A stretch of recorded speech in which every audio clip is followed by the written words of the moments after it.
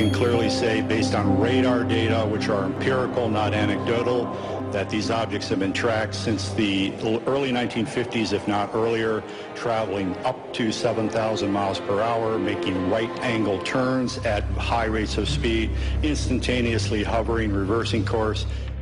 What is your opinion of these new sightings of unidentified objects? With all due respect to the Air Force, I believe that some of them will prove to be of interplanetary origin. Our differences worldwide would vanish if we were facing an alien threat from outside this world.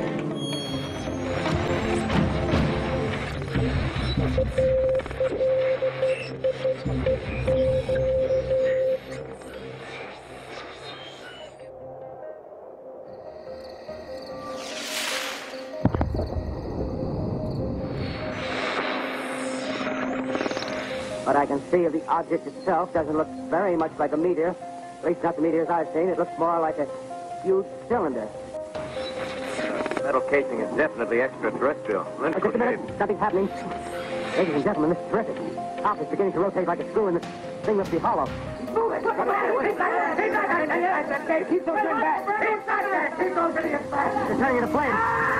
The shield's going by the wood. As far as the gas tanks, the automobile, spreading everywhere. Coming this way now, about 20 yards to my right. Ladies and gentlemen, I've just been handed a message that came in from Grover's Mill by telephone. Just one moment, please.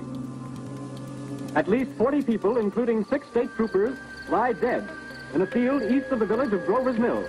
Their bodies burned and distorted beyond all possible recognition. The creature, a Martian, effortlessly slips back into his machine and reappears controlling a huge 3-legged vehicle, armed with a death ray which effortlessly disposes of some 7,000 armed soldiers. The Secretary of the Interior then addresses the nation. Citizens of the nation, we must confront this destructive adversary with a nation united, courageous, and consecrated to the preservation of human supremacy on this earth. The government was powerless, or at least that's what millions of Americans believed. But it was a hoax, a radio dramatization by world-renowned actor Orson Welles, based upon science fiction writer H.G. Wells' book, The War of the Worlds. At the time, mass hysteria ensued across the country. At the time you were giving this role, were you aware that terror was going on throughout the nation? Oh, no, of course not. No. I am terribly shocked by the effect it's had. I do not believe that the method is original with me or peculiar to the Mercury Theater's presentation. I love a good science fiction story just like anybody else. I even played the father of an alien, Superman, in the television series Smallville. For generations, people have seen objects in the sky that defied normal comprehension. And the UFO phenomenon, with its spectacular claims, remains one of the most enduring mysteries of our age. In the movie you're about to watch, we're going to look at how this phenomenon developed over the ages, and hopefully see what's behind it. We've interviewed scientists, researchers, and even individuals who claim that they have had experiences with strange entities. I think you're going to find that the truth is more surprising than most people realize.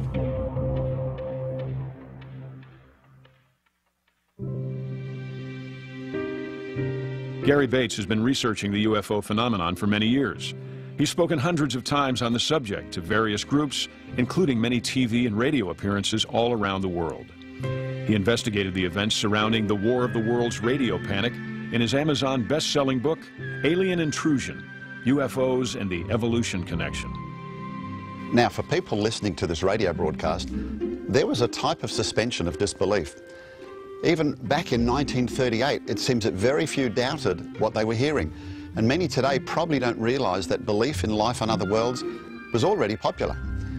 Back in 1905, amateur astronomer Percival Lowell wrongly concluded that water was flowing down from the ice caps of Mars into canals that had been constructed by intelligent beings.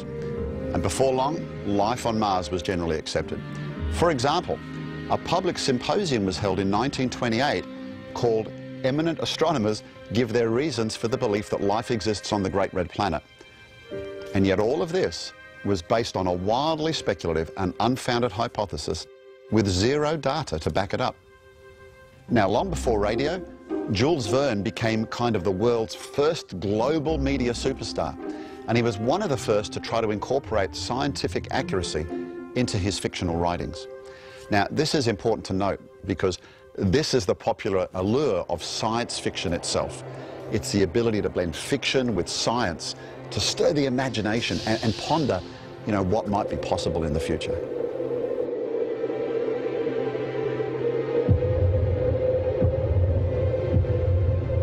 Famous science fiction authors like Wells, Verne, Asimov, Frank Herbert, Arthur C. Clarke, and many others had a much greater impact on popular culture than most people even realize. Many of them foresaw some of the technological marvels we take for granted today. Verne proposed the idea of traveling from Earth to the moon in one of his novels. In The War of the Worlds, Wells envisioned lasers. And Arthur C. Clarke, whose book The Sentinel was the inspiration for the movie 2001: A Space Odyssey, predicted satellites in orbit to relay electronic communications around the globe. Now, I like sci-fi. I've seen every single episode of Star Trek and Star Wars. Some of the concepts might make us think about what's possible in the future. But if there's one problem with sci-fi, is that it blurs between what's fiction and what's science fact. And most science fiction today invokes the idea there are vast numbers of highly evolved, advanced aliens populating our universe. And what underpins this idea is the acceptance of the Big Bang theory of cosmic evolution as scientific fact. So let's take this a step further. If life evolved on Earth, it's assumed it would have evolved multiple times, maybe millions of times over in a billions of years old universe. Therefore, if some alien race were a million years older than us on an evolutionary scale, they might be a million years more technologically advanced than we are. And that leads people to believe that these allegedly advanced aliens, they're building hyperdrive and warp speed starships and they're capable of visiting the Earth, even though that's not possible according to what we now know about physics.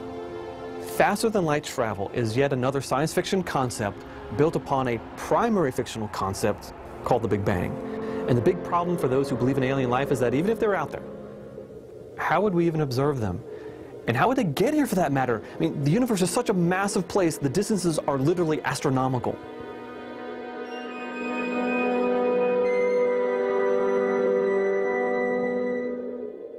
The grand scheme of the evolutionary history of life, not only here on Earth, but allegedly everywhere in the universe, goes like this. In the beginning, there was nothing. Nothing means nothing. That means no empty space, no planets, no matter, not a quantum vacuum. Even time itself did not exist. In the current, most popular view of the origin of time and space, in other words, the universe, something called a singularity appeared for no cause and no reason. The laws of physics break down. The Big Bangers have their own supernatural origin. Now, this microscopic entity with infinite density contained all the matter, space, and energy of what was to become our universe. Somehow this exploded in what the famous astronomer Sir Fred Hoyle derisively called the Big Bang. Now, quantum physics is actually a field I studied for my PhD. This is real science. But the Big Bang belief of the origin of the universe is not demonstrable science. In fact, it actually violates a scientific law known as the law of causality. Think about it this way. Number one, everything which has a beginning has a cause. Number two, the universe has a beginning. 3, therefore, the universe or the Big Bang must have a cause. So, at some stage in the past, to have a beginning, it must have been wound up. However, the Big Bang asserts without evidence that the universe began to exist without a cause. This is both beyond the laws of real physics and contrary to the law of causality. Now, here's the key point. This Big Bang belief is central to the idea of alien life populating our universe. No Big Bang, no alien life. The idea that UFOs are spacecraft piloted by older, more advanced aliens is known as the extraterrestrial hypothesis. These beliefs are no small thing. Ufology is becoming the most widely accepted scientific religion and has led to the proliferation of some major cults founded upon this belief, like Scientology. In 1997, a CNN Time magazine poll found, among other things, that 80% believe the government is hiding the existence of extraterrestrial life forms. 64% believe aliens have contacted humans. 50% believe that aliens have abducted humans, and 75% believe that a UFO crashed near Roswell, New Mexico. Beliefs in UFOs and ET life have become mainstream beliefs. Now, these religious concepts have become the basis for most modern science fiction. Consider the Star Wars franchise with its good versus evil concepts, its messianic and redemptive themes. It inadvertently parallels the biblical narrative in many ways. Do you know, one of the early inspirational movies was the original 1951 classic, The Day the Earth Stood Still. Now, the main characters were actually a parody of biblical figures. It's a little difficult for today's generation to comprehend the world's mood in the post-Second World War period. But the Cold War powers were already playing brinksmanship, you know, kind of trying to one-up each other. And the threat of nuclear war was just on the horizon. A humanoid alien called Klaatu is sent to Earth as a representative of the Intergalactic Council to warn Earth's occupants about encroaching upon all the other peaceful alien civilizations with our newly found nuclear weapons. He places a robot, Gort, as an advanced super policeman to rule over human beings should they threaten other races beyond their own planet. Now we see that the alien threat canvasses the idea that we were going to be governed by a more evolved and advanced race. And this really played into the Cold War hysteria of the day. The threat of aggression by any group, anywhere, can no longer be tolerated. There must be security for all, or no one is secure. Your choice is simple. Join us and live in peace, or pursue your present course and face obliteration. We shall be waiting for your answer. The decision rests with you. The alien Klaatu went to live among humans to understand more about them, and he took the name Carpenter. Jesus was a carpenter, but he was killed by this aggressive and less evolved species who did not really understand his peaceful mission. And when Klaatu was returned to his spaceship, his lifeless body was resurrected by the robot Gort, harnessing the power of the Almighty Spirit. Hello? I thought you were... I was. He has the power of life and death? No. That power is reserved to the Almighty Spirit. The scriptwriter Edmund North actually commented on these similarities. It was my private little joke. I never discussed this angle. I hoped the Christ comparison would be subliminal. Belief in extraterrestrial life has influenced virtually all aspects of our society.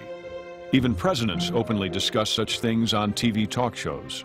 Think of how all the differences among people on Earth would seem small if we felt threatened by a space invader. That's the whole theory of independence. You're right, you're right. Everybody gets together and makes nice and, you know... You and Bill O'Reilly would be hiding in a bunker together. In our obsession with antagonisms of the moment, we often forget how much unites all the members of humanity. Perhaps we need some outside universal threat to make us recognize this common bound.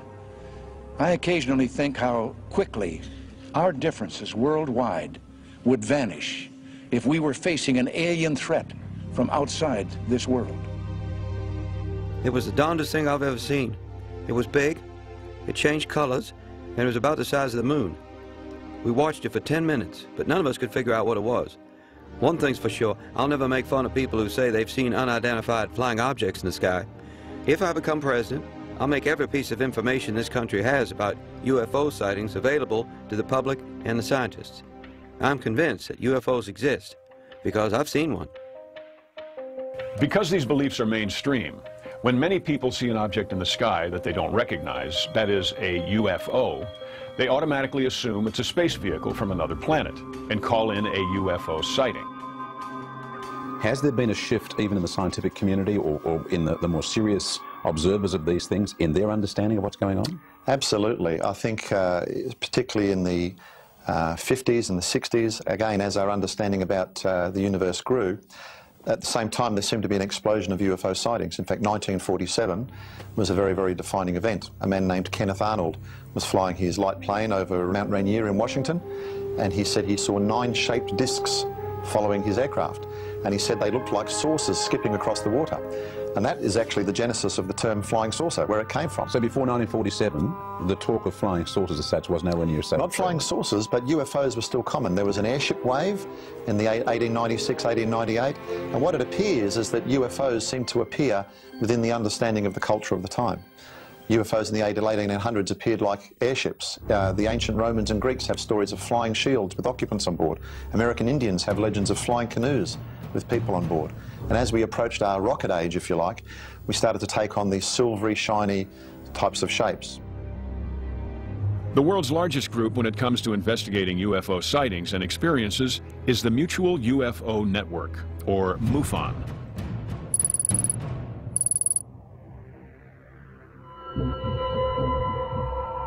MUFON is a scientific research organization whose goals are to investigate UFO sightings, conduct and promote research into the UFO subject, and to educate the public on their findings.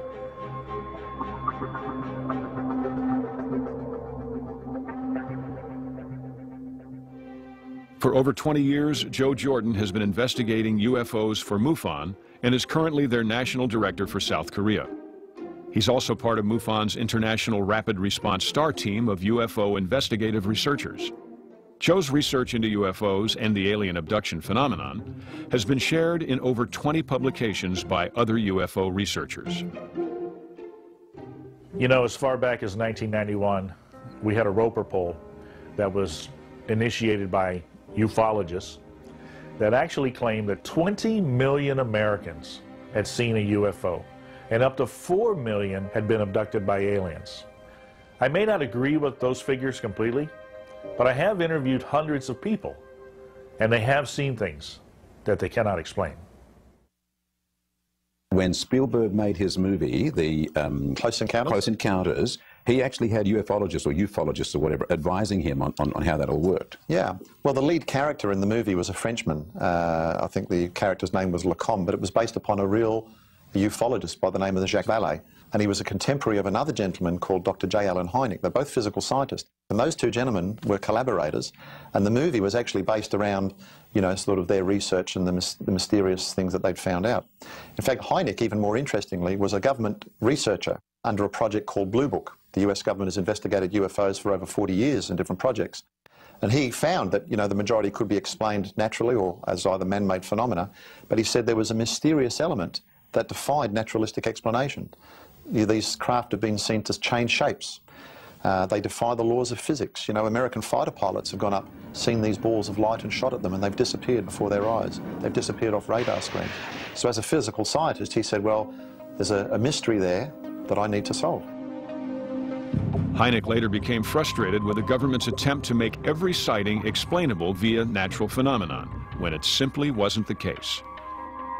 In my association with Project Blue Book, they never would notify the media when an interesting case came up. They did everything they could to keep it down. So they definitely withheld information.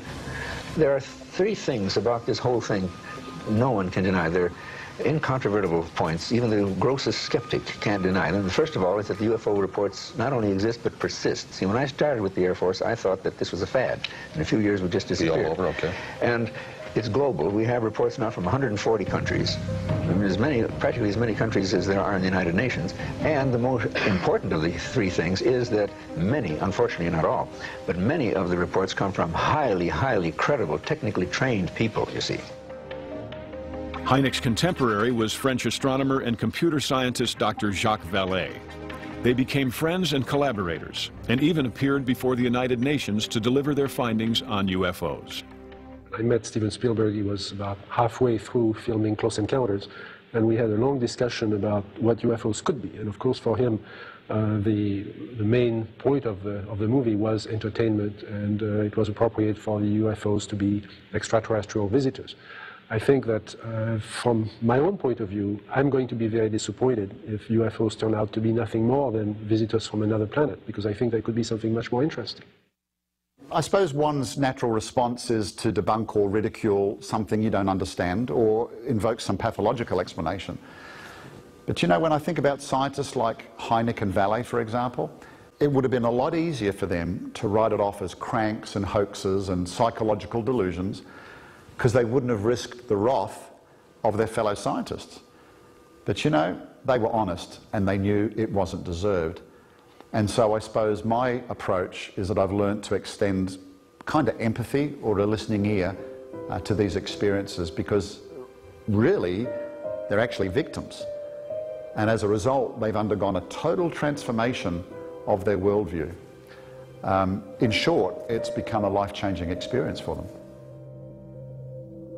Over the years, there have been numerous disclosure conferences held at the National Press Club in Washington, D.C. On each occasion, large numbers of ex-U.S. Air Force and other military officers, sometimes 80 or more, gave personal testimonies regarding their own UFO sightings.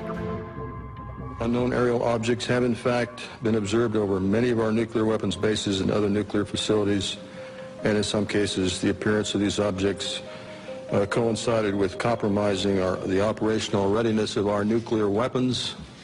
There were 3 or 4 objects in the north, brightly colored, changing from elliptical to round and moving at very high speed and sharp angular movements as though they were doing a grid search. We can clearly say, based on radar data, which are empirical, not anecdotal, that these objects have been tracked since the early 1950s, if not earlier, traveling up to 7,000 miles per hour, making right-angle turns at high rates of speed, instantaneously hovering, reversing course.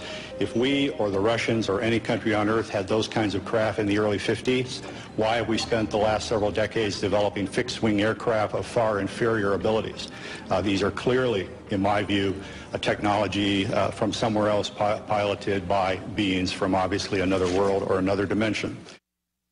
Now, Hynek and Vallée and many others who've investigated the UFO phenomenon don't necessarily believe these are alien spacecraft. In fact, they came to the conclusion it was something much stranger and most likely interdimensional. The evidence is overwhelming that people from all over the world and all walks of life have seen unidentified flying objects, with most believing that these are spaceships from another planet or another star system. But is it even feasible for aliens to traverse trillions of kilometers across the heavens in faster than light vehicles?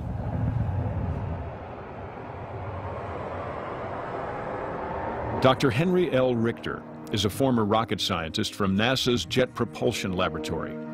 He helped develop and pioneer many of America's first space successes, such as Explorer 1, America's first satellite in space, and the Ranger, Mariner, and Surveyor programs. I've been involved in the development of space vehicles for exploration for over 60 years. You know, there are massive problems with the idea that advanced aliens can simply warp themselves around the galaxy, jump into hyperspace, or use wormholes, etc. The nearest star to our own sun is Proxima Centauri, which is about 4.4 light years from Earth. That's about 45 trillion kilometers away. Our own sun is 150 million kilometers from the Earth by comparison. So even if you could travel at the speed of light, it would take you 2.5 million years to reach the closest galaxy, which is Andromeda. That's over 500,000 times further away than Proxima Centauri. There is a tyranny of distance in space if one wants to explore other worlds or star systems. Einstein theorized that the maximum speed possible could only ever be the speed of light. This is because as our speed increases, our mass also increases until at the speed of light, our mass becomes infinite. Although one is weightless in space, the same laws of physics apply out there as they do on Earth. Imagine a very small spacecraft, only 1 ton or 2,200 pounds. How much energy would it take to reach just a third the speed of light, or 100,000 kilometers per second? Simple physics shows that it would need a huge amount of energy. How huge? Twice as much as the total energy produced worldwide by all nuclear testing and combat combined. And when you get to your destination, you need the same amount of energy to slow it down. Then when you want to return home, it has to be accelerated and slowed down again. Every round trip requires a fourfold input of this enormous amount of energy. And this is just for a tiny craft, not the Enterprise or the huge ships in Independence Day. Now, the Surveyor spacecraft that my team and I worked on actually landed on the moon. which paved the way for the later Apollo missions. Burn your ignition. Retro is now firing. Ignition looks stable. Falling steadily. And yet, at the best speed of those enormous Apollo craft, which took 3 days to reach our moon, it would take 870,000 years to reach Proxima Centauri, the nearest star out from our own sun. Space is an incredibly hostile environment. It is estimated that there are 100,000 dust particles per cubic kilometer of space. For example, when the Space Shuttle Challenger hit a small paint flake in 1983, the impact energy was so great that it gouged a crater in the front window. These windows were designed to be extremely robust. The Hubble Space Telescope already has several holes in its structure after just 12 years circling the Earth, traveling at about 1/10,000th of the speed required for galactic travel. Note that the energy is proportional to the square of the speed, so our hypothetical 1/3 light speed craft would suffer 100 million times the energy damage of the Hubble for a given impact. So even a grain as light as a snowflake would be like a pinpoint explosion of 4 tons of TNT. An object with the mass of a raisin would result in an impact with the energy equivalents of 80 Hiroshima atomic bombs.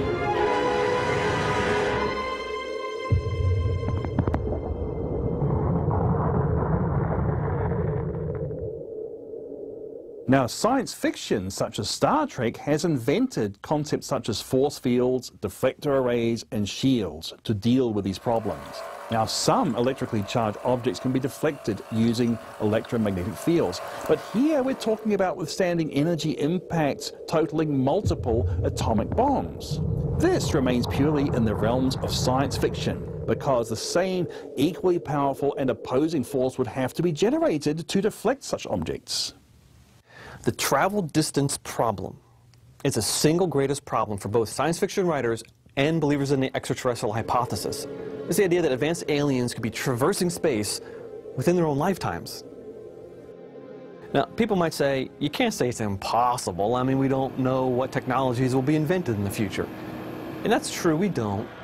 But the requirements being spoken for galactic, faster-than-light travel require a violation of the laws of physics that govern our universe. I mean, you can't build anti-gravity spacecraft, for instance. You simply can't switch off gravity. You can only build more and more powerful craft to escape gravity. But once you do that, you create a whole bunch of other problems. There's another problem for the extraterrestrial hypothesis that has aliens visiting us from a galaxy far, far away, and that is, did life evolve on Earth by chance? And if it did, would that evolution occur millions of times over elsewhere in our universe? The idea that some simple life first formed in some primordial swamp on Earth about 3 billion years ago is known as chemical evolution, or abiogenesis. And because it happened here, they reason it must have happened on billions of other planets in the universe. However, just as cosmic evolution is anti-scientific, so is the claim that biological life can come about by chance, random processes. Now, all living creatures require vast amounts of coded information. Even the simplest self-reproducing cell has about 600 kilobytes of information in its DNA. And this must be highly compressed. To simulate what it does during reproduction took over 100 powerful computers running for 10 hours. Even the popular atheist astronomer Paul Davies noted, how did stupid atoms spontaneously write their own software? Nobody knows. There is no known law of physics able to create information from nothing. But in order to avoid the idea of a designer, many people have looked elsewhere for answers to these questions. Some have suggested that life on Earth could have arrived by chance from another planet and floated to Earth in some icy comet or meteorite. This is known as panspermia, or almost literally, seeds from space everywhere. But how could organic life survive the incredibly harsh environment of space when there's no oxygen, there's below freezing temperatures, there's harmful radiation, and then just happen to be captured by Earth's gravity as it flew past at tens of thousands of miles an hour and somehow avoided being burned up as it entered the Earth's atmosphere like 48 kilometers per second, and then survive smashing into the planet at supersonic speeds that are fast enough to melt the very ground on impact? It was problems like this that prompted the atheist astronomer and Big Bang critic Sir Fred Hoyle to say, "There's also not the slightest trace that any primeval soup ever existed on Earth, let alone any other planet. If the beginnings of life were not random, they must therefore have been the product of purposeful intelligence. It is big enough to bury Darwin and the whole theory of evolution." Francis Crick, the primary discoverer of DNA, is one of those scientists who realize it can't happen spontaneously. So he, like other scientists, are imagining that intelligent life from outer space brought life to Earth. And they find that more credible than the idea of spontaneous origin of life.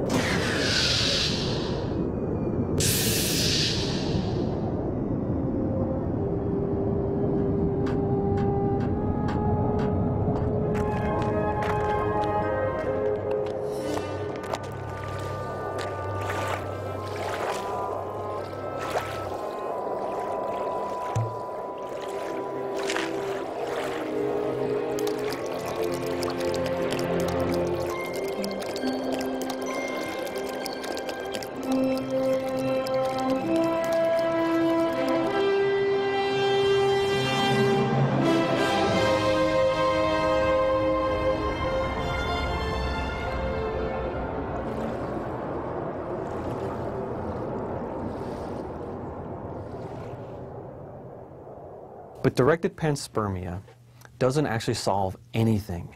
It has the same problems as the undirected variety, and that is, how did life start? It just pushes the origin of life problem off into outer space where we can't actually test it. And if aliens created life on Earth, then who are the creators of those aliens? And then who created the aliens that created life on Earth? You can't go back forever because this Big Bang is supposed to have happened in the finite past. And since it just invokes more unscientific ideas to solve those original unscientific ideas, it's no wonder ufology has been called a substitute religion. Research has shown that people who are not affiliated with any church but who claim that they are religious are particularly susceptible to the possible existence of extraterrestrials. For them, ufology is a substitute religion. In the 1950s, Nobel Prize winner and pioneer of atomic energy, Enrico Fermi, while working at the Los Alamos nuclear facility in New Mexico, raised some straightforward questions. Are we the only advanced civilization in the entire universe? And if we are not, then where are they? Why haven't we seen any traces of extraterrestrial life, such as probes or transmissions? Why haven't we found their artifacts on Earth or in our solar system? Fermi, not unreasonably, based upon his evolutionary assumptions, also suggested that intelligent aliens will be curious explorers just like us, and in a 14 billion-year-old universe, there should have been plenty of time for at least the very first advanced races to send starships to colonize other planets.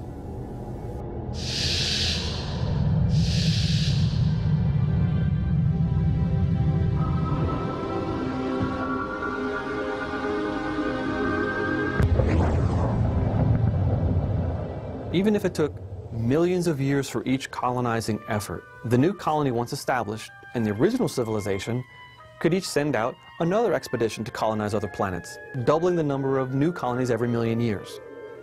After 10 million years, there'd be over 1,000 alien colonies, and after 20 million years, there'd be 1 million. At that rate, at 40 million years, there'd be 1 trillion civilizations. After 14 billion years, the number of alien civilizations in the universe will be tripping over each other. That's called the Fermi paradox. Or in short, where is everybody? Well, it is not for the lack of searching. For over 50 years, and via 60 different projects, they've been scanning the universe at a rate of millions of radio frequencies every second, yet they've never eavesdropped even once on ET phoning home in all that time.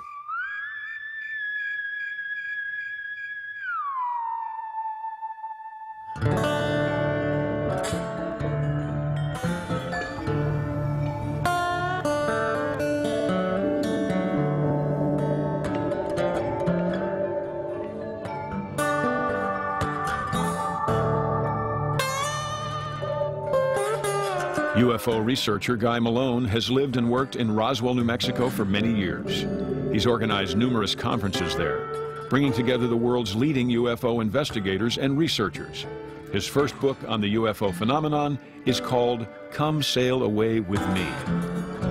In 1947, many believed that a flying saucer containing alien bodies crashed just outside of Roswell, and that the U.S. government has been covering it up ever since.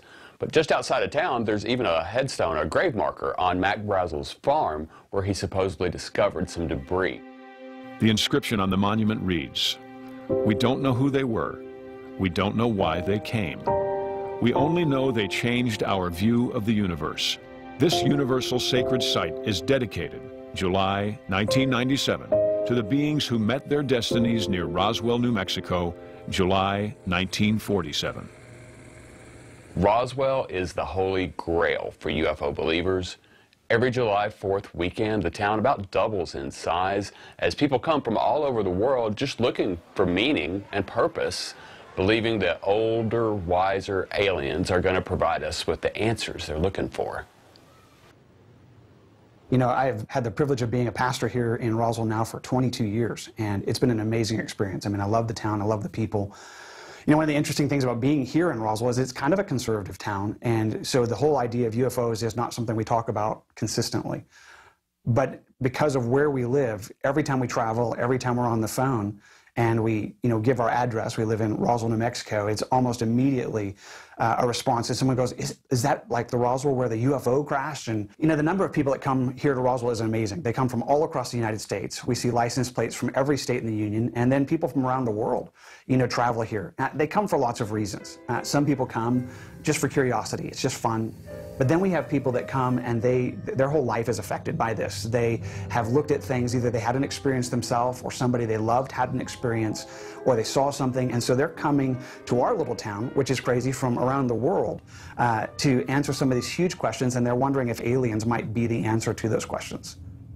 Well, all religions, like Christianity, seek to answer the three big questions. You know what they are. First one, where do we come from?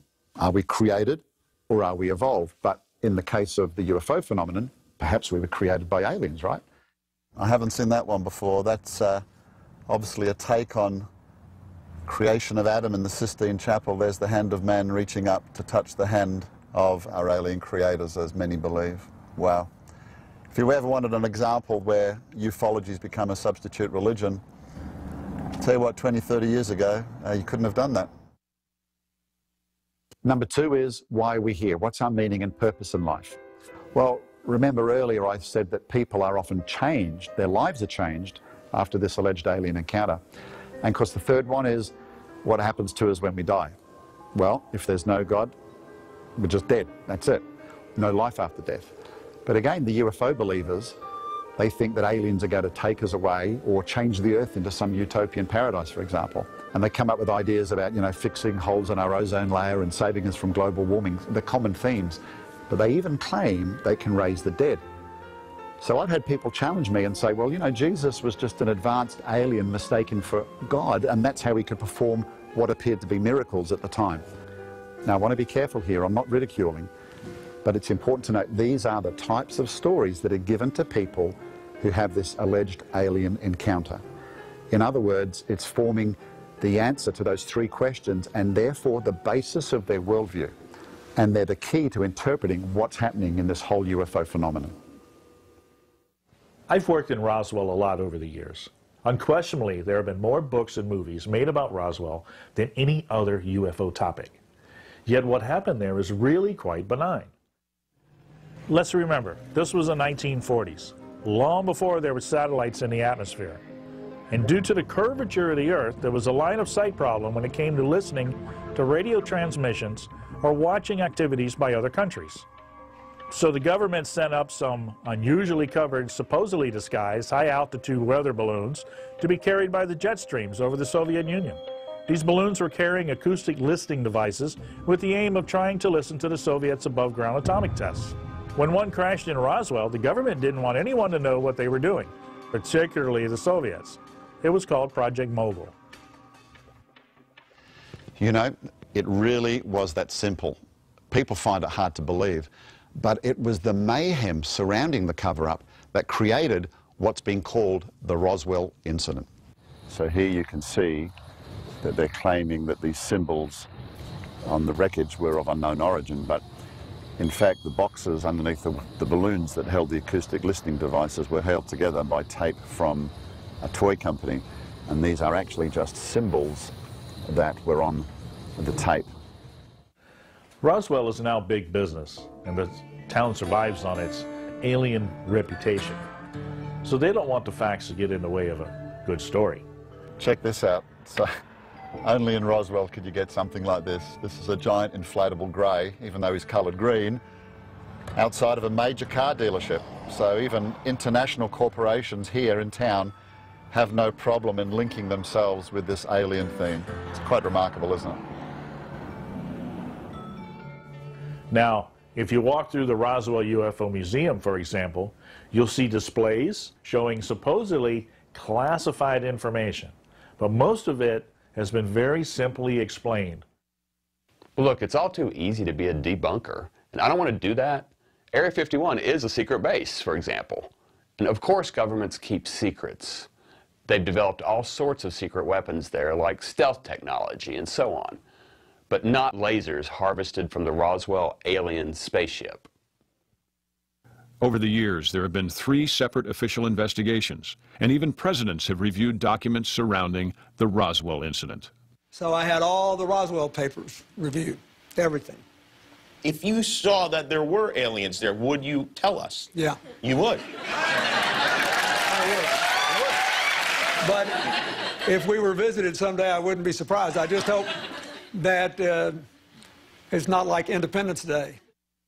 But we need to keep in mind, for the UFO believer, he or she wants you to believe what they believe. But as an experienced investigator, however, these are the facts. Consistently, around 90 to 95% of UFOs are explainable as natural or man-made phenomena. For example, there's lenticular clouds, there's ball lightning, flocks of birds, aircraft, satellites, and so on. Even the planet Venus, which is seen early in the night sky, accounts for around 25% of all UFO sightings. The reality is that one already believes something before you ever look at facts or data. It's a kind of pre-belief. Let me give you an example. Imagine 200 years ago, right? Someone's in their field and they saw something in the sky flying around they didn't understand. You know, they wouldn't dream of it being a spaceship from another planet. They would interpret it within their kind of cultural understanding of the day, the lenses they're wearing. They might think it's a demon or an angel. The thing about today, you know, someone looks up and sees something in the sky they don't understand and they go, wow, look, it's a UFO. But UFO today doesn't mean unidentified flying object. It means a spaceship piloted by aliens. See, we mistake what we see. And that's because it's just lay people looking up at them. They don't know what they're looking at. Most UFO sightings can be explained as natural or man-made phenomena. We might explain more if we had access to the facts at the time, which we didn't in the case of Roswell. But there is always a small percentage that gives researchers a really hard time. They're seen to fly at incredible speeds. They appear and disappear from radar, and they're seen merging into one another. One of the most famous of these was the Washington UFOs. In 1952, objects seen on radar flying in formation buzzed the Capitol Dome in Washington, D.C. Recorded on 3 separate radar installations, including Washington's National Airport and Andrews Air Force Base. There were 2 separate sightings over 2 weeks, resulting in the dispatch of F-94 interceptor jets. A subsequent press conference resulted in the largest attendance of media since World War II.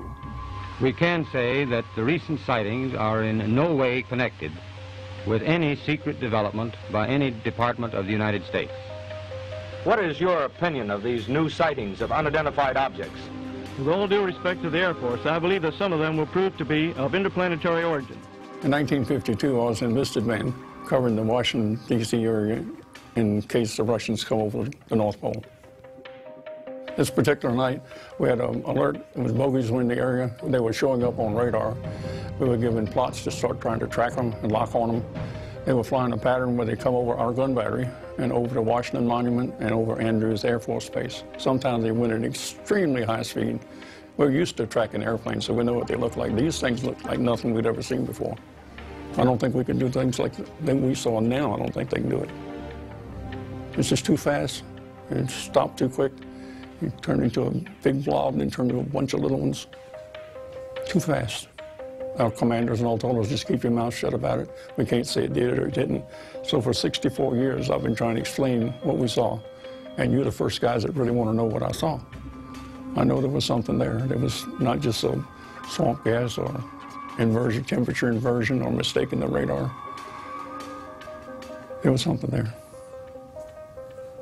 The Washington UFOs remain a good example of, kind of one of the small percentage of sightings that defy naturalistic interpretations, and still remains unsolved to this day. But what else would you expect the government to say? Particularly when something unknown has just buzzed the president's backyard. Dr. J. Allen Hynek also developed a classification system for UFO experiences that was used in the classic movie Close Encounters of the Third Kind. I was very influenced by J. Allen Hynek because he was not looking at UFOs as science fiction, but he was looking at them as science speculation. He found the witness reports very credible, and he found so many similarities from so many portions of America as well as throughout the world that he became a convert to the fact that the government was hiding something and something was afoot. He's even in the movie in a snippet of a scene in the third act. Well, a close encounter of the first kind is one is close, but nothing really happens. Forget the shape and forget how fast it's going. It's something that you just can't explain. Close encounters of the second kind are those which leave a physical trace. Holes in the ground, Burn rings, broken tree branches, telephone lines down, animals disturbed, the stopping of car engines. Then the close encounters of the third kind are the most interesting of all. Close encounter of the third kind is really when you meet them. We should not underestimate the power of the media. Film, visual images to transform and even shape popular culture. Although Hynek and Valley were physical scientists, they realized the study of UFOs involved something rather non-tangible. We must wonder too, where UFOs are hiding when not manifesting themselves to human eyes. The conclusion I've come to after all these years is that, first of all, the subject is much more complex than any of us imagined. It has paranormal aspects, but certainly it has very real physical aspects too. If we are finally forced by the evidence itself to go into the paranormal, then we will. I'm very much afraid that UFOs are related to certain psychic phenomena. Be skeptical wherever possible. Look for simple explanations and only go to the spiritual when the evidence demands it. Not just because we don't know what's going on. That's what the experts like Hynek and Valley did, in some ways without realizing it. The extraterrestrial hypothesis that as aliens visiting the Earth is based on Big Bang and life evolving all over the universe. Even if that did happen, real science shows they can't get here. So the devotees have come up with ideas that aliens are visiting us from parallel universes or a multiverse or something like that, which they feel fits the evidence of them seemingly flitting in and out of space at will. The most popular view today is something known as the interdimensional hypothesis. But let's be absolutely clear here. See, multiverses and string theory don't have a single shred of observational data to go on. And if it's not observable, it's not testable. And if it's not testable, it's not real science. No, these are completely hypothetical ideas, and they resort to them as an alternative to a failing Big Bang theory. So they can still have some kind of naturalistic origin for our existence. Altogether, I've written about 40 books. That covers UFOs, Bigfoot, the Chupacabra, Loch Ness Monster, conspiracy theories, kind of anything that's a little bit weird, I'll give it a try. When I first got interested in the UFO subject, it was very black and white for me. Aliens were coming from star systems far away from ours. They were abducting people, they were taking DNA, and so on. But certainly by the time I was in my late 20s, my thoughts and concepts and ideas had changed greatly. By that point, I began to realise that some of these cases were just too strange to even be extraterrestrial. I would say I take far more like an interdimensional approach to the subject today, and many of my thoughts and ideas on the subject were driven by the late John Keel, most famous known for the Mothman Prophecies book. And Keel came to this conclusion as well, the idea that whatever the UFO phenomenon is, it coexists with us. The UFOs do not seem to exist as tangible, manufactured objects. They do not conform to the natural laws of our environment. The thousands of contacts with the entities indicate they are liars and put-on artists. The UFO manifestations seem to be, by and large, merely minor variations of the age-old demonological phenomenon. Well, I have been investigating the UFO phenomenon since around 1961. I have even been a member of UFO organizations such as NICAP and APRO, and I have interviewed hundreds of people who claim to have had amazing sightings, including those who claim to have been abducted. I have created a group called the Civilian Intelligence Network, whose aim was to find out if the government was behind the creation of certain types of craft that resembles a UFO, and I have never found any solid evidence for that. This phenomenon doesn't seem to appear from outer space, but rather they appear suddenly and they disappear or dematerialize and gives us the impression that they are taking off as if using some kind of a propulsion system. And I don't think they are flying. They just disappear or dematerialize. UFO experiences often have a profound effect on individuals. Hynek noted. There has been a change of outlook, a change of philosophy of persons' lives. Many people, like Jacques Vallée and I, to some extent, feel that it might be a conditioning process. Gary, you mentioned earlier that some of these sightings are, I think you referred to them as interdimensional, psychic, or spiritual in those categories. The question I have is, how can scientists test something like this? Well, I actually feel there is an area that can give us insight, or if you like, we can test the source of this phenomenon, and that's what they call close encounters of the fourth kind, abductions. There have been specialist abduction researchers like John Mack, Bud Hopkins, David Jacobs, and even John Carpenter of MUFON, for example. And you know, they've interviewed independently and hypnotically regressed hundreds upon hundreds of experiences.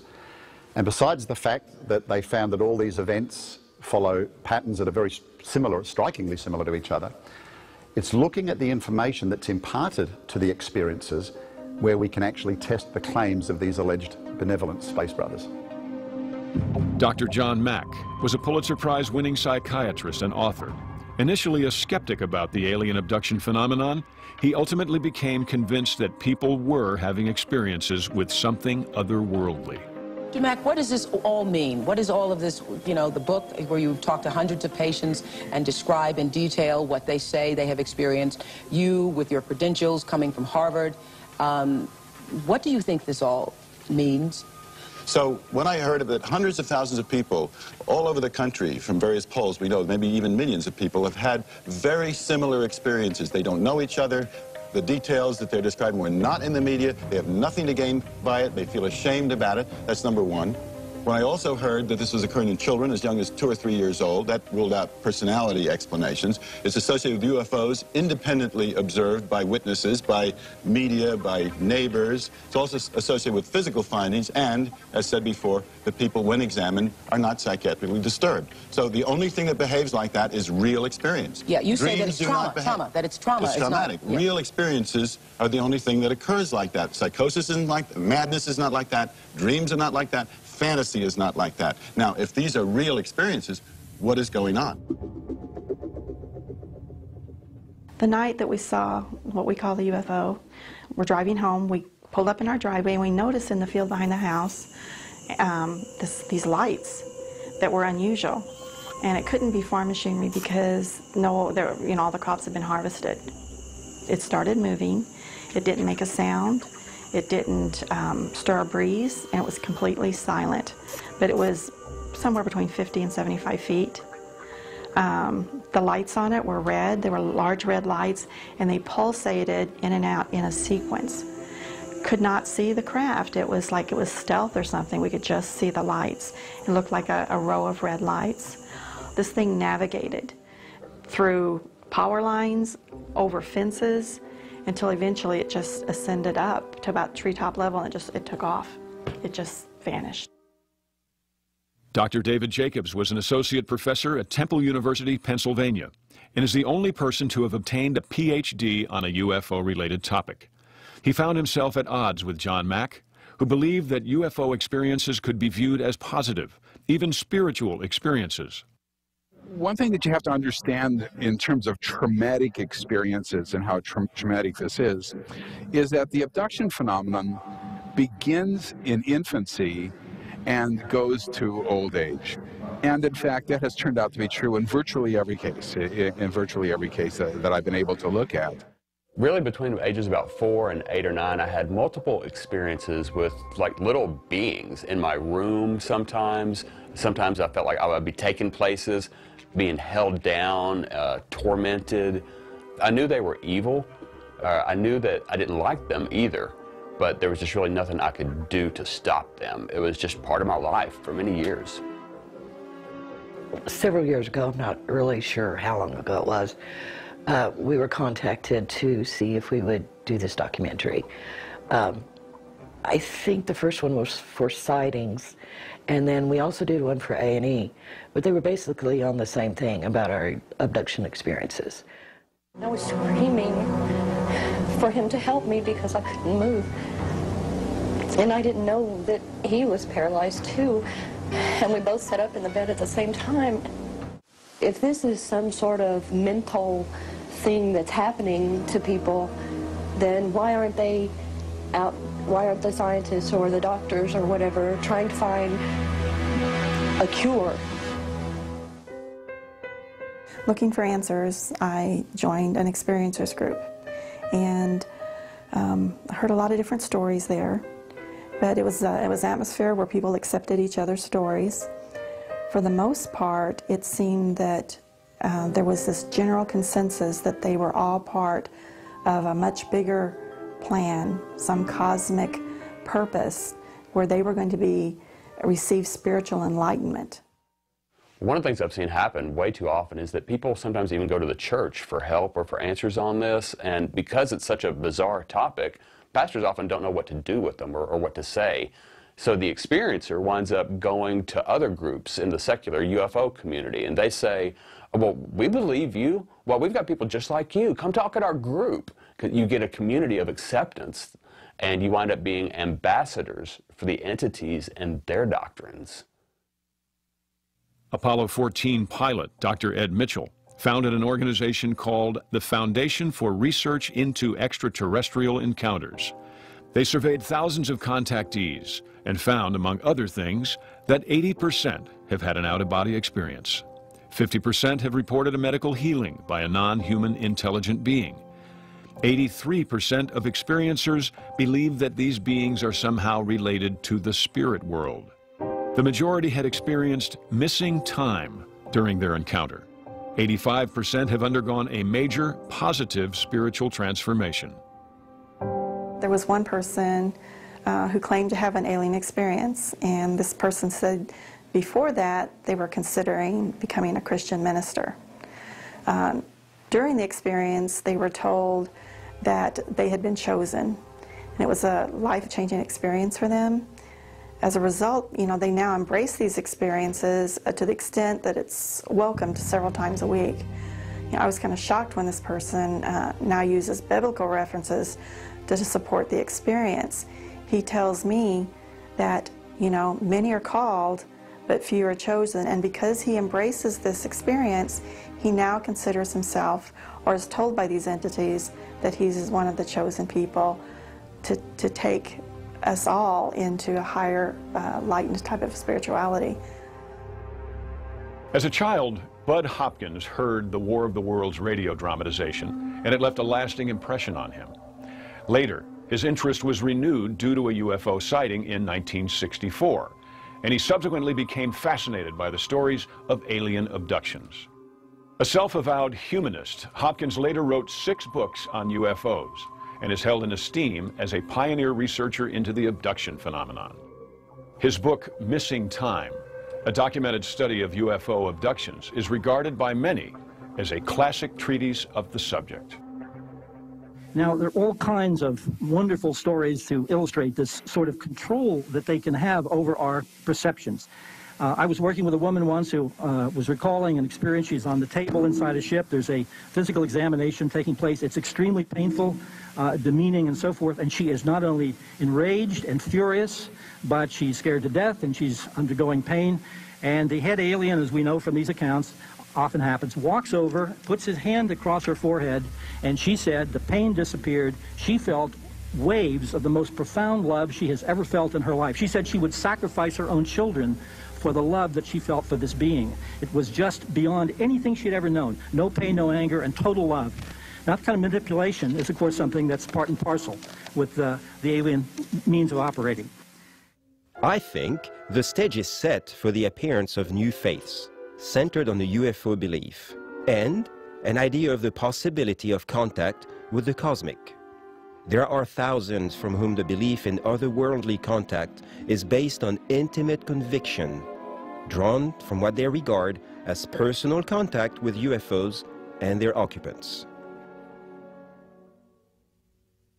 You wouldn't think that little beings with big black eyes who, when you first look at it, are doing nasty, traumatic, rape-like reproductive experimenting, we don't know it's experimenting, would be the source of mystical openings, as you're suggesting. But in fact, they are psychospiritual opening. It may be that some kind of more intrusive, invasive hit is required, abductions, if you will, to open us up. I mean, that's one of the, it's an intervention in a sense. It's the crossing over of some beings that should stay in the spirit world coming over into the physical world.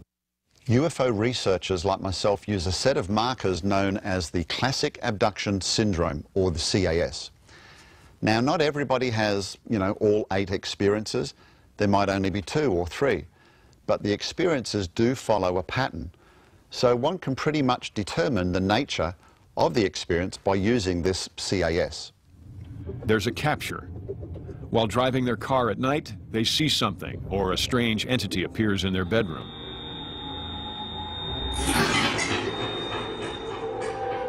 There's an examination. Under hypnosis, they later recall undergoing crude medical examinations aboard a spaceship. There's a conference. They have memories of having a telepathic conference with the aliens, perhaps being told of future events on the Earth. There's a tour. They're given a tour of inside the ship and see strange rooms used for breeding purposes, commonly called incubatoriums. There's an otherworldly journey. They recall being taken to another environment or another planet. There's a theophany. They claim to have met religious leaders or divine beings on the ship, including Jesus Christ. There's a return. When returned to their own environment, they're told to consciously forget their experiences. There's an aftermath. They often have no recollection of the details until they're regressed, but sometimes show physical marks of being interfered with, such as bruises, scratches, or scoop marks where skin has been removed. For me, the experiences really started with what I would call manifestations. I would have a gray pop its head around a corner and look at me, or one would actually come through a wall, like its face would just manifest out of a wall and look at me and turn around and disappear. It was traumatizing, is probably the best way I can put it. There would be bruises, sometimes on my arms and legs. Occasionally there were cuts on my legs, things that made it very real to me. It was just difficult to try to keep my sanity through the entire thing, really. One of the main commonalities among the alien abduction experience is that there's always a sexual element to the stories, and I'm afraid including my stories as well. But when I was a child, like 4 or 5 years old, I knew nothing about sex. You know, I couldn't really imagine this stuff. I couldn't make it up. But as I grew older, I began to realize and look back on it, this was really a form of abuse done to me by these entities. So you wind up just keeping this to yourself. You want to talk about it, but you're really all alone. You don't know where to go or who to talk to about it. You know, it's difficult, and we're often uncomfortable talking about the sexual aspects that experiences undergo. But honestly, I don't think we can ignore the importance of it. And the reason is it's because the intimacy of the experience that they think they have, you know, being violated as well, it has a powerful transforming effect upon the individual. You know, this is nothing new, like many aspects of the UFO phenomenon. You know, experts say that it tailors itself to the culture of the day. Well, think back in the Middle Ages, people recorded similar events with demons known as the incubus and the succubus, and these demons would violate both men and women against their will. If people ask me, do I think the UFO subject and the phenomenon are dangerous, I actually do. I think if a person has low self-esteem, they're unsure about themselves, they're particularly vulnerable to manipulation and control by the phenomenon. This is something that John Keel very often warned people about. Don't become obsessed by phenomena like UFOs. And invariably, when people do become obsessed, it ends badly. Psychologist and UFO skeptic Professor Richard McNally from Harvard University noted, "If you genuinely believe you've been traumatized and recall these memories, you'll show the same psychophysiologic emotional reactions as people who really have been traumatized. Abductees also believe in their experiences so deeply that they display real stress symptoms similar to those of traumatized battlefield veterans." I remember them coming into our bedroom, and my daughter's crib was at the foot of the bed. And I watched them, two of them, come over and pick her up out of her bed. And she was so scared, she was so scared. And I kept screaming at Dan to do something, to stop them. And he couldn't. All we could do was just sit there and watch them. We couldn't move. We couldn't do anything. One of the most suspicious things about this issue of the phenomenon claiming to be extraterrestrial is that they're constantly coming up with new places or old places from wherever they came. Back in the 50s, it was Mars, it was Venus, it was Saturn. Then in the 60s, we heard stories about Zeta Reticuli. And today, you know, it's multiple star systems all across the universe. Now, we know for sure, or we're pretty sure at least, that Mars and Venus are not homes to massive civilizations of extraterrestrials. Lo and behold, the aliens don't claim to come from Mars or Venus anymore today. The stories that the alleged abductees have been given all contradict each other, so they can't all be true. Also, they've been given people messages that we can confirm to be lies. Their intent seems to be to deceive people about where they came from. Now, in 2007, I interviewed a man named Ray Boucher. And in 1991, he was approached by two US Department of Defense scientists who were working on a program to contact what they called NHEs, or non-human entities. At first, they thought they were dealing with extraterrestrials. Over time, they found that it was almost as if a dark cloud had fallen on the project. People fell sick, some died, there were very strange runs of bad luck. And they came to believe that what they were dealing with was something literally demonic, but masquerading as extraterrestrial. The reason why they contacted Ray was because of his almost unique background as a MUFON state director and as an active priest. When I interviewed Ray, he was able to share more data, and I was actually able to speak to some of the people involved. And there's no doubt that their conclusions sort of accord with the idea that this is some sort of demonic deception that is highly dangerous, and that there is at least a small elite, if you like, within the government that fully believes that particular theory. Years ago, we interviewed this man named Bill from rural Florida. He had the stereotypical experience where it starts out late at night, in bed, but prior to that evening, he had seen some lights outside of his living room window. my dogs were barking very, very loudly in the back, and I'd get up and I'd go over and I'd open up the window, which was next to the bed, and I would tell them to be quiet, and they'd quiet down. I'd go lay down in bed again. They'd start barking again. I did the same thing. I did that several times. I remember the last time that I did it, I went and I lay down, and it was almost instantly I became paralyzed. I could not move. I could not see anything but gray. And all of a sudden it felt like that something or someone had put some pole right up my rectum and was holding me on that pole. And the entity, or whatever it was that was doing this to me, was laughing, like it was pleasurable, or they were laughing at me, and I was so afraid. I didn't know what to do. And I can't remember whether I said, Jesus, Jesus, Jesus, or Jesus help me, Jesus help me.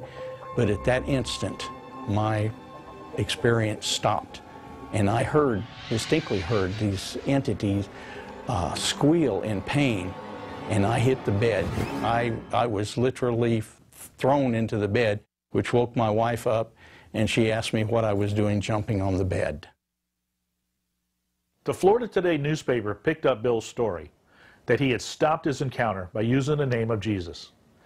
It got syndicated nationally and triggered a flood of people sharing their experiences with us, that they had halted their experiences in the same way. So I contacted my colleagues in MUFON and other ufologists around the world, and we discovered that many of them knew about this already, but they ignored it because they didn't know what to do with it. Well, after I got saved and became a Christian, I, of course, revisited my experiences, and I realized that these entities had just altered my worldview, and I'd lived in fear of them coming back for me for most of my adult life. But I realized by using the authority of Christ in me that I don't have to be in fear anymore, and they couldn't harm me, and they couldn't take me again. But I did come to the conclusion that these were not benevolent aliens, but they were deceptive evil spirits. So years later, after I actually moved here to Roswell to take this on as a field of ministry, I think the entities actually did try once to mess with me. They came back and with an almost tormenting experience, and I just rebuked them in the name of Jesus as it was happening. They've never been able to get a foothold or come after me again since then.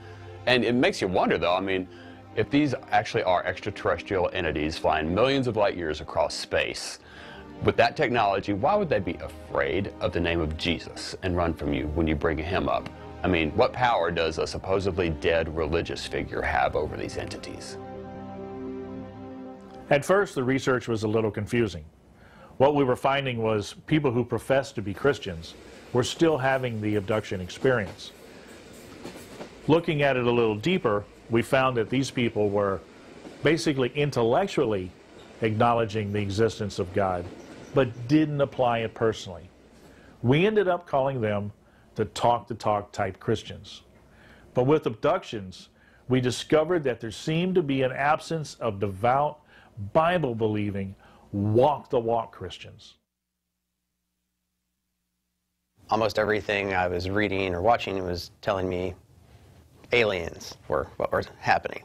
And what I discovered was, after a couple of years, was some teaching from a Christian perspective that these types of experiences, which are very real, to especially to the person experiencing them, are actually demonic. What I learned was you can call on the name of Jesus to try to make them stop in the moment. You have to really know the Lord to eventually get the experience to stop completely. Otherwise, it'll just perpetuate. Well, for example, there was an episode in the Bible, the sons of Sceva, where these Jews, so that is, non-believers, they're not Christians, were going around trying to cast out demons using the name of Jesus. And the scriptures record that the demons replied and said, Jesus we know, Paul we've heard of, who are you? And it records that the demons actually beat them up, so much so that they left naked and bleeding. And what that demonstrates is that it's one thing just to say the name, but you've got to know who Jesus is.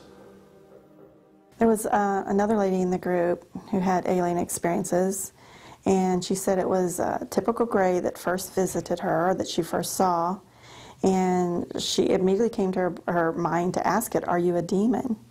And when it answered her, it said, "We know you're Jesus," and then it just vanished. As a MUFON field investigator, we're trained to do the scientific investigation of UFOs. But in our investigations, we were finding things that we just couldn't get answers for. We were getting reports of crafts that were just utterly defying the laws of physics. We were getting experiencers who were claiming that they were taken through walls and ceilings up to a craft in the sky. These are things that we couldn't really scientifically investigate. So we started investigating to find out what it was about Christians that aliens seemingly didn't like.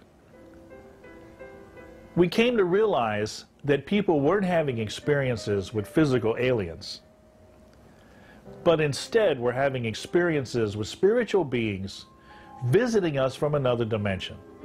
This revelation ultimately led to a transformation of our own worldviews.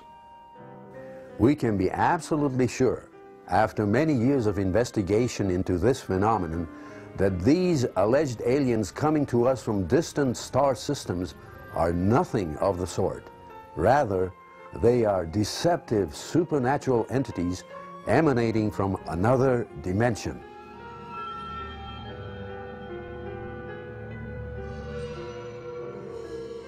I didn't start out a Bible-thumping Christian. I was a brand new believer.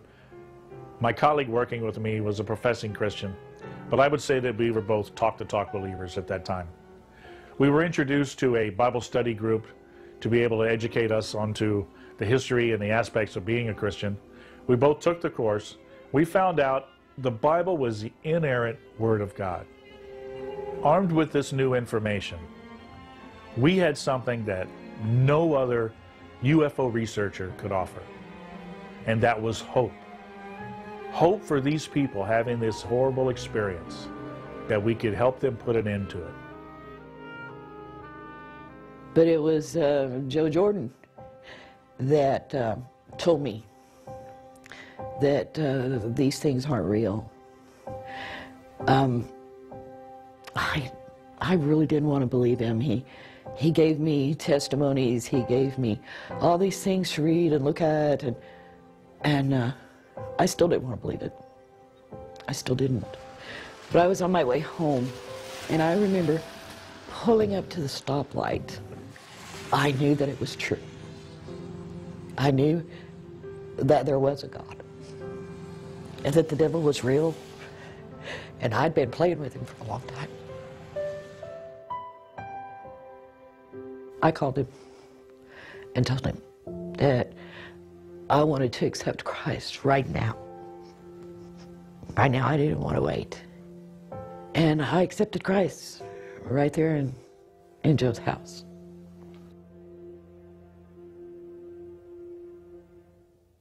You know, Christians, we believe that this Bible that we have here is a historical document, that its events were recorded by eyewitnesses and included events that were supernatural both in origin and the reality. We look at this, and the Bible's historical accuracy has been verified by archaeology, by finds that continue to take place. It's never been in any way contested by that. New ones are being found constantly, proving that this is a book that's worthy of our trust. Jesus, whom the Bible indicates is God in the flesh, submitted himself during his trial before the Roman leader Pontius Pilate and stated, "My kingdom is not of this world. My kingdom is from another place." And his disciples noted in 2 Peter 1:16 that we did not follow cleverly invented stories when we told you about the power and the coming of our Lord Jesus Christ, but we were eyewitnesses of his majesty. Now, the Bible tells us that these supernatural visitors throughout the ages are known as angels who are fighting an interdimensional war over the souls of mankind, the very ones that Jesus Christ came to redeem. Now, culturally, when one thinks of angels, our minds are drawn to images of ethereal spirit beings with fairy wings. But that's not how the Scripture records them. When they appear, they often appear physically, can eat, can inflict great harm upon humans in some cases. The Bible also indicates that many of these experiences with spirit beings, sometimes called demons, are deceptive in nature. That's why the Bible's very clear about having nothing to do with them. Unless one has a certain level of discernment about the experience, you are likely to be tricked into believing in something that is not true. For example, in 1 Timothy chapter 4, verse 1, it tells us this: "Now the Spirit expressly says that in the latter times some will depart from the faith by devoting themselves to deceitful spirits and teachings of demons." And in 2 Timothy chapter 4, verses 3 and 4, "For the time is coming when people will not endure sound teaching, but having itching ears, they will accumulate for themselves teachers to suit their own passions, and will turn away from listening to the truth and wander into myths." From that point, it was, I'm not just really sure how long it was, 2 or 3 weeks, I'm not sure, that one of the aliens or entities or whatever you want to call them, like morphed through the wall. And then as he got about halfway through the wall, in my mind, I cried, "Help me, Jesus, please help me." And my mouth at that point was moving, I knew that. And the entity looked at me and he said, "I just come to check on you." And I said, "No, never again." And at that point, I had control of my voice, but it only came out in a little mumble. It was like, "Help me, Jesus, help me." And then he was gone. He was gone. Demonology is not just another crackpotology. It is the ancient and scholarly study of the monsters and demons who have seemingly coexisted with man throughout history. Thousands of books have been written on the subject, many of them authored by educated clergymen, scientists, and scholars. And uncounted numbers of well-documented demonic events are readily available to every researcher. One of the main reasons why I suspect the phenomenon is not extraterrestrial is because it's constantly changing. If we go back to, say, the Middle Ages in England, we get reports of fairies, of goblins, of little creatures that would abduct people. They would experience missing time. There would be a sexual component to a lot of these cases. And they parallel eerily today's abduction experiences with the so-called greys. So the goalposts are constantly shifting in what the aliens look like. And I think a lot of it reflects our beliefs and our pop culture as to how they manifest for us.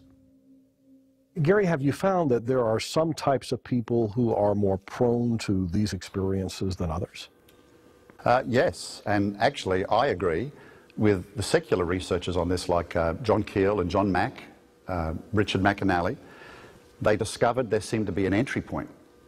And, you know, it didn't even have to be a deep involvement in the occult, just an open door. You know, people mess around with the Ouija boards and tarot cards and think it's a lot of fun. Or the more serious ones that dabble in the spirit realm.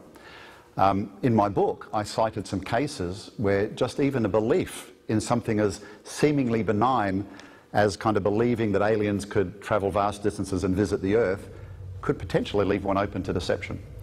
And, you know, then, of course, when one has the experience, it just reaffirms what they already believe. When I look back on things now, I see things a lot differently. We all did, messed around with a Ouija board. I didn't believe in that stuff anyway. But now I realize that each and every one of those different things is an open door, because you don't realize, you don't think that you're doing anything wrong, but they know that you've opened the door, and they just kind of sneak right in there, a little step at a time, suck you right in. You're not even going to know you're being sucked in. After I finally told my parents about what I had experienced as a child, they started sharing with me experiences of their own that they had had. My mom had seen UFOs in person. My dad told me about various experiences of that I'll just call demonic in nature generally. And it started occurring to me that this is definitely a generational experience. My son and my daughter both had regression sessions, and they started recalling things that had been happening to them throughout their childhoods, growing up, that we didn't know anything about. Until a person truly puts a stop to it in the name of Jesus Christ and closes any of the door points through media, the occult, whatever, until you actually stop it in the name of Jesus Christ, it can pass on to your children too. Well, as John Keel discovered, it's just the same old spiritual battle dressed up in a new, believable theme. And so people won't recognize the deception for what it is. And why? I mean, why go to all that trouble? Well, you've got to think about what's at stake, right? If the Bible is true, if the Bible's correct, then what's at stake are the very souls of human beings. UFOs can project images or fabricated scenes designed to change our belief systems. Human belief is being controlled and conditioned. Man's concepts are being rearranged, and we may be headed toward a massive change of human attitudes towards paranormal abilities and extraterrestrial life. Many experiencers also recall being given messages of a religious nature. They are told that they have been specially chosen and that conventional religions are wrong, and that they must enlighten others. There are incredible stories that Jesus was actually a high-tech and advanced alien, and that the Bible authors mistook the technology for miracles. But we're warned in the New Testament too that evil forces masquerade as angels of light. There's a range of competing isms, religions, and supernatural experiences that one can have. Let's not overcomplicate things here, because there is one motive with all of it, and that is to turn our attention away from the one true source of truth. Even the Apostle Paul in Galatians wrote that if we or an angel from heaven should preach your gospel other than the one we preach to you, let him be eternally condemned. Two of the world's largest religions actually started this way. Joseph Smith, the founder of Mormonism, claimed he was given extra biblical revelation by an angel. And Muhammad, the founder of Islam, meditated in a cave for several months and was visited in the same way. And in both cases, we have substitute Bibles. The most significant thing about UFO encounters is the way in which the witness is radically changed. It's almost like their worldview has altered, as if they're pursuing a new religion, something along those lines. There have even been replacement gospels written by contactees who now, transformed by their experiences, are ongoing and willing recipients of this new revelation. Like contactee Billy Meyer, who claimed to have unearthed the missing gospel, or one could say a replacement Bible, which was called the Talmud of Emmanuel. And they claim it represents the true life and teachings of Jesus. You know, you contrast these personal experiences that happened alone, unverifiable, with the massive eyewitness evidence for Jesus Christ, his teaching and his miracles for 3.5 years, that he died on the cross, that he rose from the grave, and then ascended into heaven. This is not just one person's visitor experience story that has no external corroboration, like the many alleged abductees who've become really their own religious UFO messiahs today. They may well have had an experience, we don't question that, but it was not from the God of the Bible. He would not contradict what he has already revealed to us. And unless one starts from the Bible as the source of truth, you won't really have the ability to discern the experience or the phenomenon for what it is. The natural person does not accept the things of the Spirit of God, for they're folly to him, and he's not able to understand them because they are spiritually discerned. Although they were independent investigators, Gary Bates and Joe Jordan's research intertwined to the point where they've now become collaborators. So Joe, it's been a couple of years since we caught up, and of course, you know, I've traveled to South Korea to see you now because you are the national director for MUFON here. But you know, the last time we met, you told me that you had dozens and dozens and dozens of testimonies. But what's been happening in these couple of years? Has it still been continuing? Absolutely, Gary. It doesn't matter where I'm at in this world. These testimonies still reach me through the email, through the website. They just continue to come in. The numbers of testimonies that I'm dealing with now over the past decades, in the hundreds. Testimonies that will show that whether you're singing praise or singing a hymn or going in prayer or calling on the name and authority of Jesus Christ, it stops these horrific experiences. So Gary, in your book, you cited a couple of well-known Christian apologists, John Ankerberg, John Weldon. And here's something that they wrote. How credible is it to think that literally thousands of extraterrestrials would fly millions or billions of light years simply to teach New Age philosophy, deny Christianity, and support the occult? Why would they consistently lie about things which we know are true? And why would they purposefully deceive their contacts? Well, they nailed it. When we look at the UFO phenomenon, what we find is that the entities involved seem to almost overplay the emphasis that they're extraterrestrials. They go out of their way to stress they're extraterrestrials. Now, there are a number of reasons why the extraterrestrial angle doesn't really hold water. One being that these things, whatever they are, seem very comfortable in our atmosphere, with our oxygen levels. They very rarely are seen with space helmets, so to speak. And this is just too much of a coincidence that entities from millions or thousands of light years away could be so adaptable immediately to our atmosphere. I think we're dealing with beings that are creating a meme to sow the seeds of belief in extraterrestrials when in reality there's something extremely different. Here's the thing I'd like to say to people. You cannot tell an experiencer that none of this ever happened to them, or that some aspects are not real, because their mind has already accommodated it as a true memory. I'm not trying to make light of this with what I'm about to say, but if people are really being abducted onto spaceships by extraterrestrials, then out of all of the millions of cases, why didn't they sneak back a towel from the bathroom, a souvenir from, the examination room? Why didn't ET leave something more substantial, in the bedroom, like a calling card? The reason is because it's happening in the spiritual realm. It's deceitful. I do most of my speaking in churches, and I take no pleasure in pointing out that the overwhelming majority of Christians, including leaders and pastors, they have no idea that significant numbers of people in their own congregations have possibly seen something or had an experience with strange entities. The reason that this grieves me so much is that the church should be regarded as the obvious place for people to go seeking answers. They're hurting, they've got problems in their lives, and they're looking for comfort and solace, particularly if they're being spiritually affected. This is right in the church's backyard. Christianity has never been more relevant to the culture.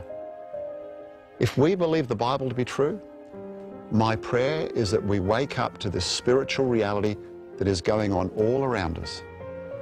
With science fiction and beliefs in life evolving on other planets, it's not going away.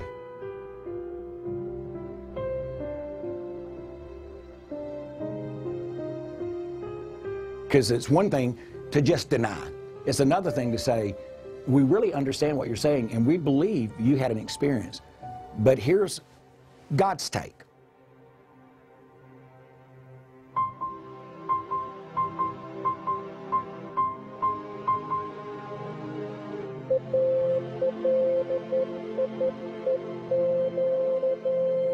In all the years of my research, I've never come across another name other than Jesus Christ that terminates this experience as a life pattern. Joe, you know what you just shared there? That's the reason we do what we do, because that conclusive piece of evidence demonstrates that Jesus Christ is the only name, because he's the only one that can have power and authority over these beings that he created. And it's also a great validation of what we believe, the Christian faith in the Bible, because it says, there is no other name under heaven given among men by which we must be saved. And that name is Jesus. I know it's demonic, and I know it's just something to take me away from God. It's not for me. I'm just more committed than ever and feel the need to try to help other people get set free from this and to see what this is about. My belief is that the main reason these things happen was really to detract from my belief and faith in God.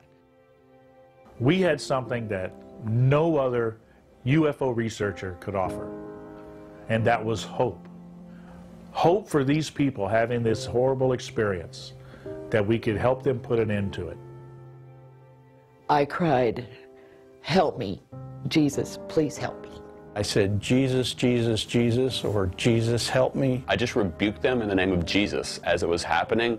But at that instant, my experience stopped. And then he was gone. He was gone. The very idea that older, wiser, and more technologically advanced aliens are visiting the Earth would redefine our traditional view of humankind's place in the universe.